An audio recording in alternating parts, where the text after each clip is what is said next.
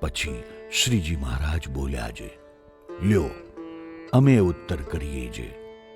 આત્મા અને અક્ષર એ બેને જે પુરુષોત્તમ ભગવાનનું શરીરપણું તે તો વ્યાપ્યપણું, આધીનપણું અને અસમર્થપણું તેણે કરીને છે. કેવી રીતે? તો ભગવાન જે તે પોતાની અંતર્યામી શક્તિએ કરીને આત્માને અક્ષર તેને વિશે વ્યાપક છે ને એ બેય તો વ્યાપ્ય છે. અને ભગવાન જે તે સ્વતંત્ર છે ને આત્મા ને અક્ષર તે તો ભગવાનને આધીન છે, પરતંત્ર છે.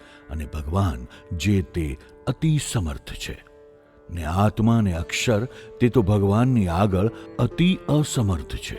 એવી રીતે ભગવાન જે તે એ બેયના શરીરી છે.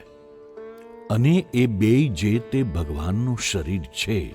અને શરીરી એવા જે પુરુષોત્તમ ભગવાન તે તો સદાય દિવ્ય મૂર્તિમાન છે.